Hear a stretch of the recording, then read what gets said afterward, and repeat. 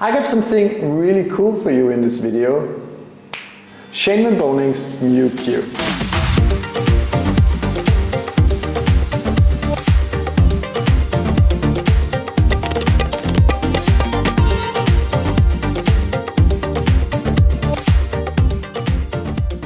So this new cue comes in black and white. We've got the white version and it comes with a new 10-point crown design, a fitting tribute to the king of American pool.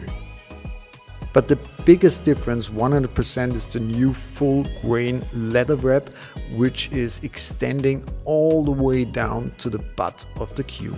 And just by being able to gripping the cue actually at the butt end and having the wrap extended directly to the butt end, it just makes so much more difference for people like me. I'm 6 foot, 6'1" compared to the hour of the day, and I got really long arms, and the old way of placing the wrap did not really fit to me. I'm already gripping the cue outside of the wrapping area. That would be here. So if I want to shoot, that's how it would look like. But I would grip the cue outside of the wrapping area. And this has been something that was bothering me for quite some time. And I think that's one of the most considerate jobs Cuetec did, by just replacing the wrapping to the back end of the cue and allowing people like me holding it way at the end of the cue, which I really like. But it doesn't mean that a regular player a little bit smaller than me, like 5'10", 5'9", etc., can grip the cue normally like you would with any other cue on the market out there. By just allowing this and having this option, it just makes so much more fun to me and many people out there playing with this cue. So this full grain leather wrap gives you a lot of grip, so no need for you to hold the cue very tight. You can have it very loose in your fingers, and that's just great. Next up, I'm going to play 3 different shots which often come up during a pool match, just to compare the playing ability of the Generation 1 and the Generation 2 cue. Let's start with the Generation 1 cue, the cue you know by heart, of course. Let's see how I deal with this one. Yeah, perfect. Feels like I'm used to it. Let's try the same shot with Shane van Boening's new cue, and let's see if I spot a difference. Same situation. I love it. Finally I can grip the cue where I usually grip it. Yeah, perfect. Gen 1 cue again, another shot, more or less sort of a spot shot. One is on the second ball, the object ball is on the spot. The cue ball is next to the third diamond, 1 diamond junction, and let's try to draw it a little bit.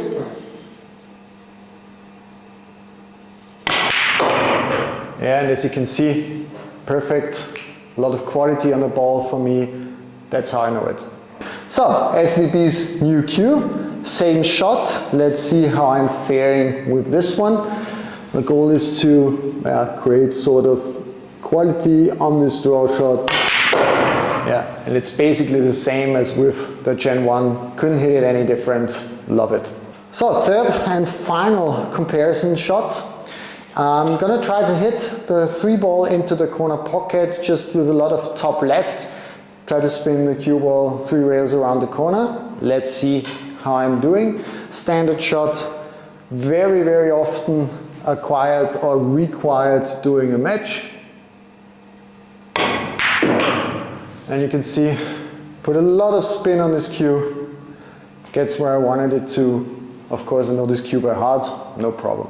So, Gen 2 cue again, Shane van Boening's new tool. Let's play the shot again. I think I put the 3 ball a little bit farther up, but who cares? Yeah, of course, 3 ball was a little bit farther up on the second diamond, but basically got out the same quality out of the shot.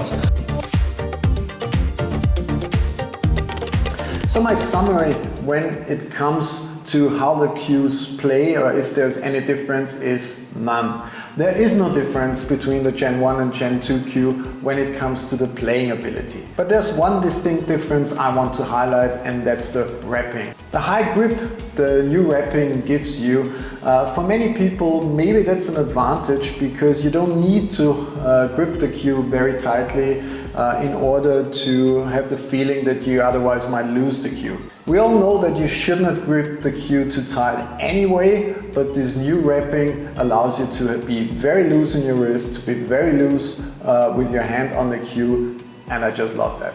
So let me compare the Gen 1 and the Gen 2 cues for you.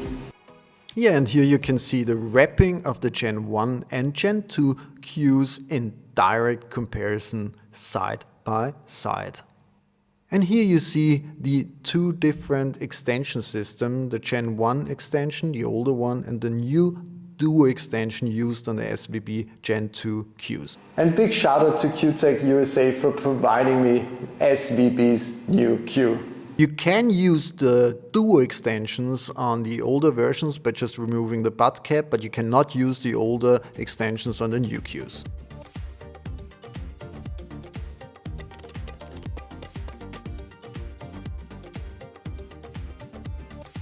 And while the butt cap is off, it's also a great chance either on the SVB Gen 1 cues or on the SVB Gen 2 cues to change the weight of your cue if you intend to do so. There's a great weight system out there from Cuetec where you can distribute the weight in the butt of your cue and change the weight to your liking, whatever it might be.